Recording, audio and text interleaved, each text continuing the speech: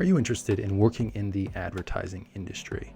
In this video, we're going to go over two different occupations: advertising sales agents and advertising managers. We're going to go over their salaries, the job market trends, and more coming up.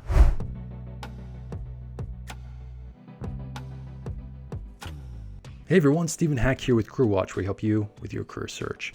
If you haven't been enjoying the video, hit that thumbs up to support the channel. And if you're working in the advertising industry, let us know down in the comments below. The advertising industry is currently undergoing quite a transformation. We're kind of transitioning from old media, newspapers, radio, television to new media, Facebook, Google, and other tech-related platforms. This is having huge effects on the advertising industry, which you'll see later in the video. Advertising sales agents and advertising managers sell ad spaces to businesses and individuals.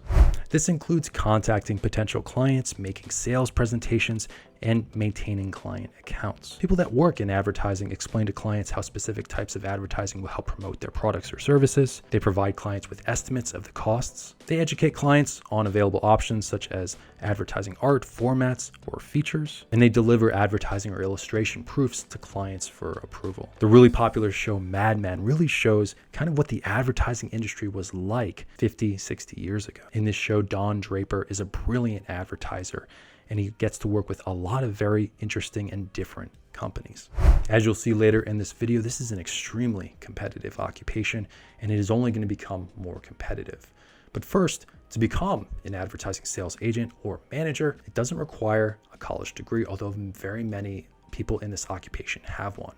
According to the Occupational Information Network, about 30% of advertising sales agents just have a high school diploma, 13% have some college but haven't finished college, and about 52% have a bachelor's degree. Meanwhile, advertising managers, only 8% have some college, 10% just have a high school diploma, and 60% have a bachelor's degree. So just like other sales occupations, it's really based off performance rather than credentials. Regarding compensation, people working in advertising can still do really well. In 2020, according to the government, the average base salary for an advertising sales agent was around $68,000, and this is a base salary. A lot of advertising sales agents also earn commission. They get good benefits, and they might even get a bonus. The base salary is a little bit less than insurance sales agents, who earned around $69, public relations specialists around $72, and then there's the managers. In 2020, advertising managers earned around $147,000 per year, and this was a little less than marketing managers, but more than PR managers. And these salaries have been increasing over time, but advertising managers have been kind of leaving behind advertising sales agents over time. In the year 2000, the gap was only around $20,000. Sales agents earned around $45,000, and then managers earned around $62,000.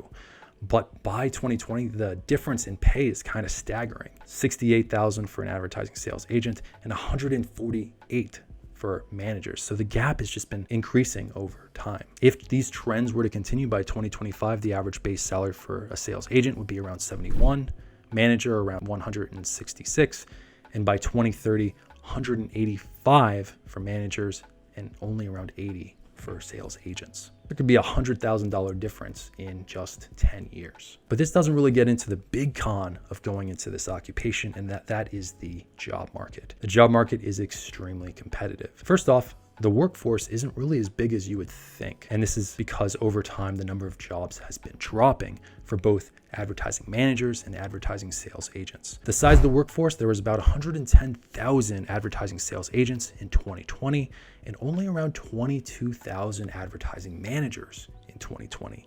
So it's far less than the number of employed insurance sales agents, marketing managers, and public relations specialists. And when the workforce is this tiny, often you have to travel in order to get certain job opportunities. It's not like, say, becoming a registered nurse where you can get a job in any nook and cranny across the country.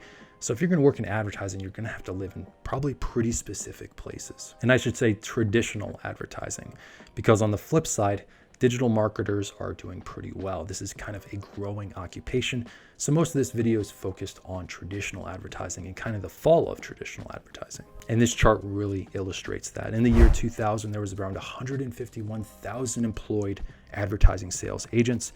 This dropped to 110,000 or 40,000 less in 2020. Meanwhile, there was almost 94,000 employed advertising managers in the year 2000, and this dropped to around 23,000 in 2020.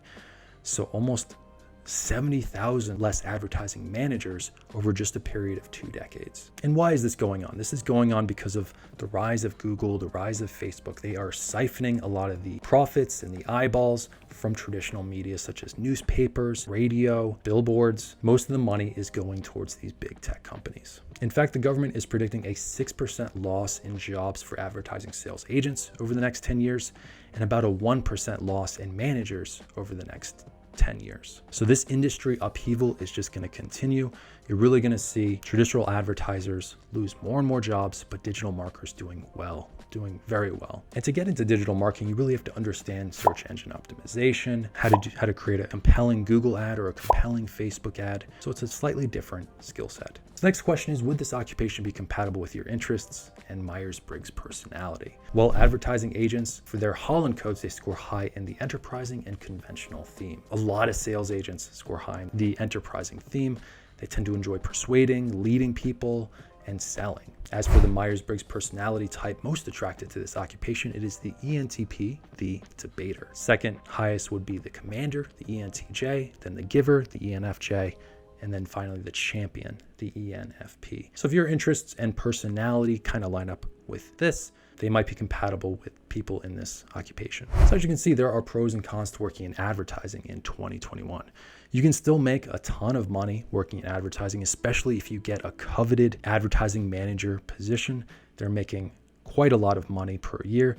The only issue is the labor market is shrinking, and it's supposed to continue to shrink over the next 10 years. There has been thousands of jobs lost in traditional advertising over the past 20 years, and this is likely to continue, making it more and more competitive over the years to work in traditional advertising. Might be a better strategy to learn search engine optimization, kind of take a couple digital marketing courses, and really learn Google ads, Facebook ads, and try and work in that space. But one of the benefits of working in this occupation is the low barrier to entry. Not everyone has a bachelor's degree. There's quite a few people working with just a high school diploma in this occupation, just like in other sales occupations. If you found value out of this video, also check out my insurance sales agent video. This is also a great occupation to look into if you're interested in this occupation, because it's also sales, and there's actually a lot of demand for insurance sales agents as of right now. And the other occupation I'd recommend checking out is the financial manager occupation. There's also a lot of demand for financial management and financial services, so this is leading to greater and greater job opportunities for financial managers. Thanks so much for watching, and I'll see you in the next video.